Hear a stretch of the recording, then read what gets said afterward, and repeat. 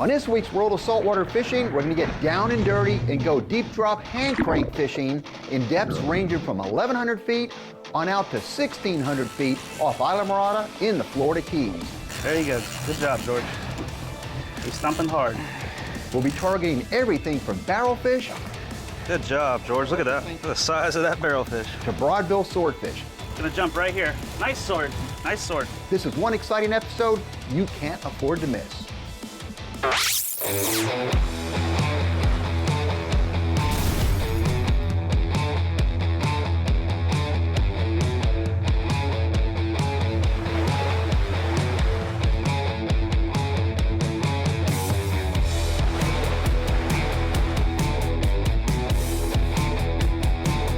George Poveromo's World of Saltwater Fishing, celebrating 20 years of fishing television excellence. Big fish don't stand a chance.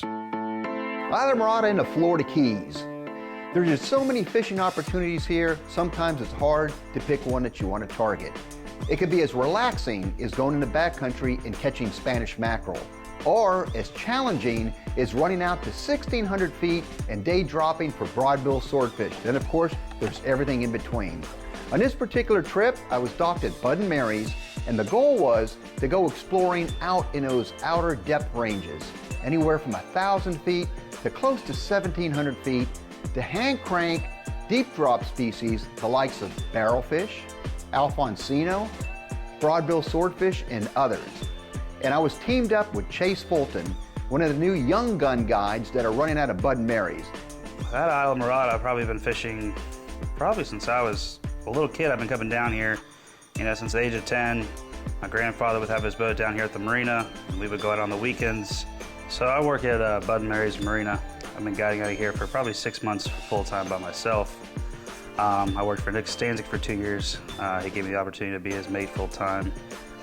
That's kind of what I do now. It's a lot of sword fishing, mahi fishing, wahoo, tuna, anything offshore in particular. But mainly swordfish would be 90% of the trips we do.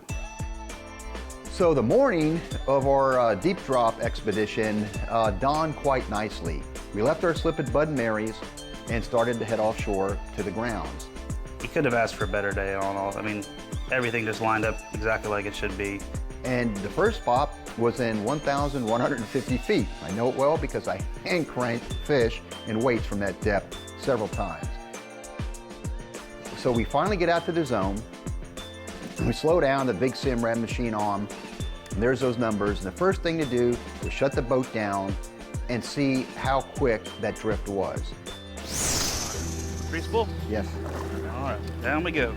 So when you're fishing for barrelfish, you're fishing anywhere from 800 to 1,100 feet. You don't want too strong of a current because what can happen is you can snag bottom very easily. And most of the time we use electric reels, but George told me he wanted to hand crank, so I knew it'd be a little bit more of a challenge. Get a perfect drift here. Right on the numbers. Goes down a lot easier than it comes up. Sure does. I think we're on our second drift, and George hooked up, and I said, the rod tip is getting light. And I said, that's a barrelfish, we got him on. Okay. You got a fish on, reel. You got hung on the bottom, you got a barrelfish on. Keep reeling, you gotta get him out of there. Very good, good job, George. He's stumping hard.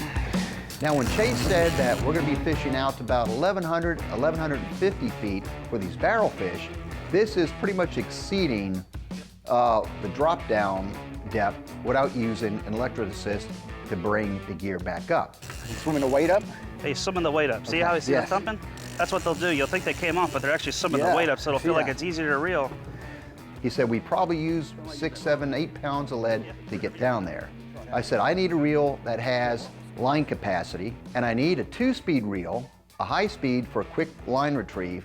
Then, of course, when you do hook up down there, or if you have to retrieve a weight, you have low gear. Now, low gear, you won't collect as much line per revolution of the reel handle, but it'll be a lot easier to turn that reel handle and pump and wind that fish back to the surface.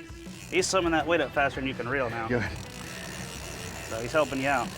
So I took a pair of my Penn International 16s and re-spooled them with 50-pound test Suffix 832 braid.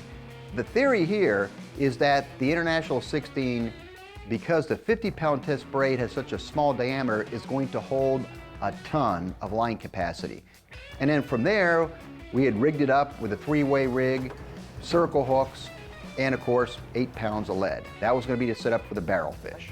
Nice barrelfish. Wow, look at the size of that one. Holy cow. Good job, George. Look at that. Look at the size of that barrelfish. Probably 10 minutes or so, he came floating up to the surface. I could see him down deep, and it was a really nice sized barrelfish. Matched one of the biggest ones I've ever caught in, weighing in at 27 pounds. So I was really happy for George. Right in the corner of the mouth. Bring him in the boat. I know, mustard. Worked too hard to have him float away here. He won't swim away. It was a long hand crank battle. It scaled at 27 pounds and made me feel special when Chase said that it tied his largest barrelfish. It was an amazing fish. Hey, and also, just so you know, we let my guest anglers, they fish just as much as I do, so what I'm trying to tell you, you're up to bat. Sounds good. So I got my work cut out for me. Yes, you do. All 1,100 feet of them. All right. George Poveromo's World of Saltwater Fishing is brought to you by Penn. Let the battle begin. Mako, the perfect predator. Bass Pro Shops and Cabela's. Your adventure starts here. Mercury Marine. Go boldly. We'll be right back.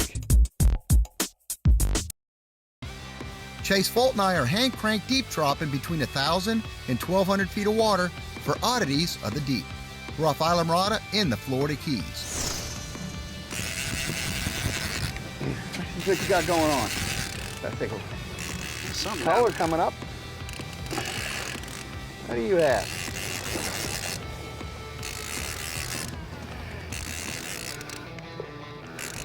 Rosie? Like you said, a rose fish. To see a fish that small after working that hard, you know, I'm not so sure I might have left that thing down there and, you know, let a bigger fish try to eat it. Put it in the fish box, move back up on the numbers, and did it all over again. There he is, George. Get him, get him, get him. Oh, I think. That's him. You got him. You got him. Got him. That's him. That's a barrelfish. Real, real, real. He's swimming up your lead.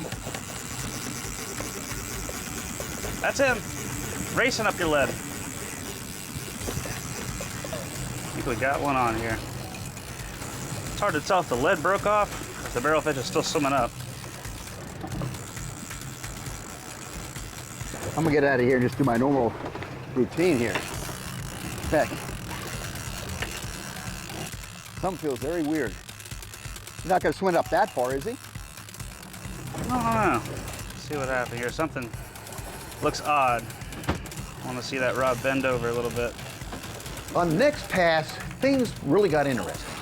I look around and this massive school of porpoise moves around the MARC VI. So here we are, and thinking that this school would just move away, just passing through. But they don't. And I guess just hanging out. And I was thinking to myself, well, what do the porpoise try to eat? Whatever we're going to catch next. And when we finally got close enough to look down in that clear blue water, it was an Alfonsino. Keep reeling. You got an Alfonsino. Where's the guy? Check that out. So we thought Alfonsino. we got an Alfonsino on there. Check that out.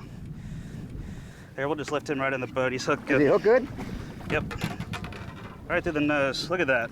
Beautiful Check fish. that out.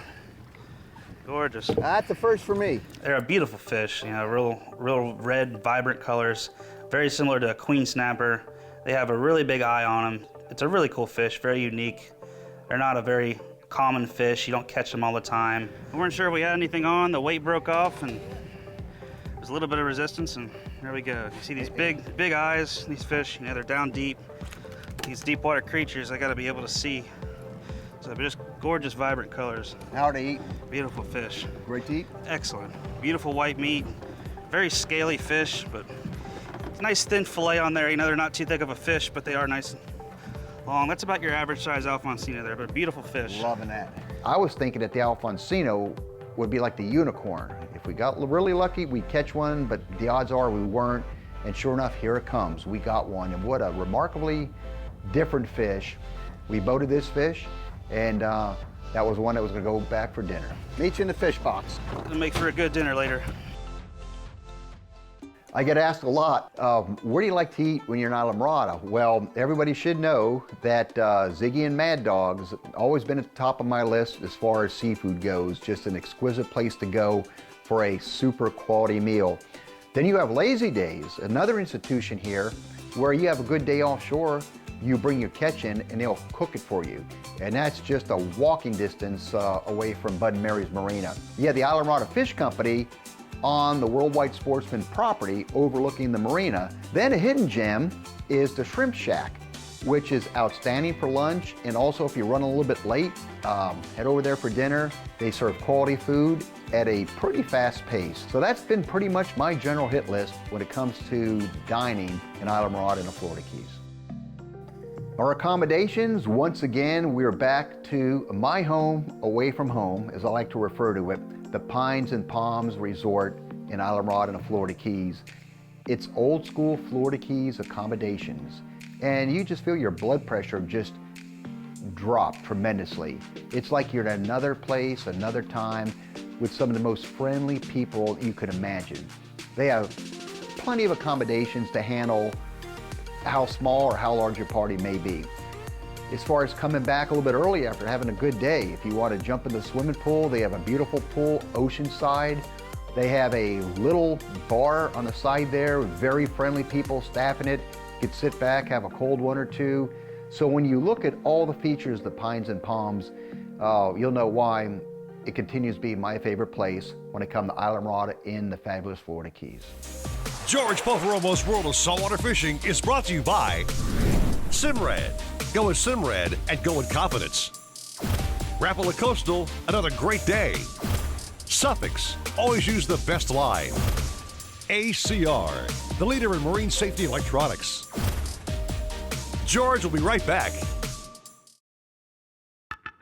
After breaking a sweat by hand cranking up deep water oddities from 1,100 feet of water, Chase, Fulton, and I move out deeper for broadbill swordfish and immediately hook up.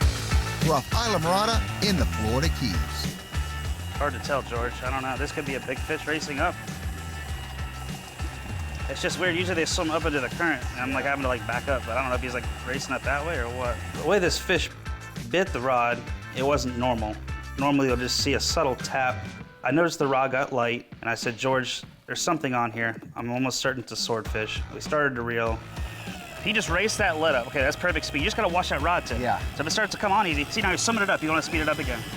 And then finally that drag was starting to stop and give way as the fish was taking it. Pulled the hooker drive off the International 50, got it hooked up into my harness, and now it was stand-up hand crank fishing for swordfish. The lead's coming up already? I want you to walk up here, yep. Okay, I'm coming up here. So I can get to the lead here. I don't want to trip on this, but go for it, buddy. You're good. All right, can you get some slack on that cord? Swing the rod tip to me. Swing. Right. Keep reeling, keep reeling. Gotta keep reeling, George. Trying. Once I get the lead off, I'm gonna back it off just a little bit. Nice fish down here. Keep reeling. Hopefully he's hooked good. Keep getting him. Right out here. Keep reeling. He's coming near the surface. Yep. You're looking out there, he might jump. Here, watch out, I'm gonna back off this drag just a little bit. I see him at the surface here. There he is, nice sword. There he is, right under the surface there. There he is, shaking his bill. There he is, oh, little guy. Nice. Oh, he pulled it, pulled it. Pulled the hook. Oh, sure enough, the fish comes up, shakes his head, and dropped the hook. I said, oh, what a heartbreak. And we had already had the wind-on leader onto the spool. We thought this was going to be a very quick release. It was kind of unfortunate. We pulled the hook on him, not knowing that could be our only bite. I wasn't too disappointed, but at the same time, it would have been nice to get our hands on one. We got repositioned, dropped everything down again, and waited on the next bite. And sure enough, the next bite didn't take long. There's your tap, there's the rod tip going down, jumped on the hooker drive, started winding up line, trying to get really tight to the fish and to get that hook embedded. So you came real tight on there, you see he's stumping? Yeah. It's a perfect speed. See, it's just stalling out a little bit. You gotta creep it on the reel. Now that we're tight on him, now's a good time to switch over. You want to switch me in the harness? Yeah. All right. George's Tackle Locker brought to you by King Sailfish, the pioneer of catch and release mounts. Visit kingsailfish.com. Trophy catches are the result of much planning, stocking, and when hooked, an angler's ability to play that fish alongside the boat. These are indeed special, hard-earned accomplishments, memories we often choose to relive through a replica mount. It's a good feeling knowing that you not only succeeded, but also that the game fish was released alive. For the most precise and realistic replica of a trophy catch, King Sailfish Mounts offers the following 2 tips. 1. If possible, acquire an overall length measurement, whether it's keeping the fish in the water and using a measuring tape, or marking the gunnels and later measuring the length, or bringing the fish into the boat for a quick measurement on a gunnel or dock ruler. Number 2, take several pictures of the catch, paying close attention to any unique characteristics, the likes of tears in fins, scrapes, etc. This way the artists at King Sailfish Mounts can precisely match the colors and characteristics of that very special catch. That's all there is to it. You score, and so does the fish as it's released alive. Mercury Performance Stats, Islamorada, Florida Keys. Seas, 3 feet. Power, triple Mercury Verado 400 horsepower outboards. Speed, 40 miles per hour. Total miles, 81. Total fuel burned, 83 gallons. George Poveromo's World of Saltwater Fishing is brought to you by King Sailfish, the pioneer of catch and release mounts. Visit kingsailfish.com. The Florida Keys and Key West. Come as you are. Papa's Pilar Artesian Crafted Rum. Never a spectator. Starbright, professional grade boat care products. Taking on a broadbill swordfish with stand-up tackle and by hand cranking is big game sport fishing at its finest. Chase Fulton and I are targeting daytime swordfish off Islamorada in the Florida Keys. Coming up. Gonna jump right there. Nice fish. Gaining him on this way. Here it comes. Gonna jump right here. Nice sword. Nice sword. You got a good look at you now. He did. I'd say maybe 35 minutes. This fish came to the surface and made a good jump, and probably 80 pounds. But after that, you know, it went back down a couple 100 feet. Fought her on the boat. I said, George, you might even be bigger than that. There he is down there. Nice and easy, just like that, and we'll have him here.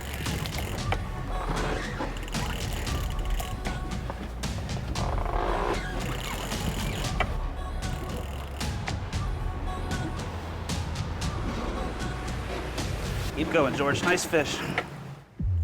And I had one good shot to make with a harpoon. I said, I better make this count. Between driving the boat, having to throw the harpoon, and gaff this fish. If I miss, this fish could go into the boat, the line could rub on the boat, and this fish could be gone. This could be the only chance we have. Did you get him? Got her. And we scored our swordfish that was going to come home for dinner. You might question using a harpoon or a dart versus using a long gaff or a fly gaff. With a fish like a swordfish, it's a lot safer if you could dart it. And if you could get that fish under control as it nears the boat through that method, and then bring it up, and then from there subdue it, from the safety aspect, I think it's a better way to handle it. Let's open the door here, slide them in. All right. The gaff. Okay, got the gaff. You got his bill? Yep. Okay, 1, 2, 3. Get him in there. Good fish. The man. Good job. Ready to Good close the job. door? If I had to sum up fishing with Chase Fulton, he has exactly what it takes. He is zoned in. The sport fishing deal here, he's immersed with it. He wants to give it the best. Just a great guy. So remember that name, Chase Fulton, out of Bud and Mary's. It's a name you're going to be hearing a lot of in the future. And I was honored to spend a day with him aboard the MARC VI, and we did some good things that day. I have to give a big shout out to Bud and Mary's. I consider it more of a historical place over marina, and a marina it is, a first-class marina at that, but the history here runs deep. Going back as far as I can remember, when my father would take us to Islamorada to fish, and as a kid, I can't remember how many times we actually fished out of there with some of the charter captains. The whole place ekes history, and you feel honored to be part of that when you come down here to fish. If you come down here and you charter boats, they have places that you could stay, rooms that you could rent. They have houseboats that you could stay on and tie your boat alongside and take advantage of that. Everything you possibly could do in the Florida Keys, you could do at Bud and Mary's. And again, it was an honor to dock at such a fabled institution.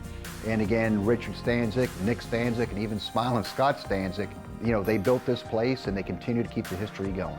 So the next day I woke up after I fished with George, and I was thinking to myself, I said, wow, we had set a goal. We had caught the barrelfish hand cranking, we had caught the Alfonsino, and then managed to catch one swordfish and got one on the wind on. I said we couldn't have had a better day.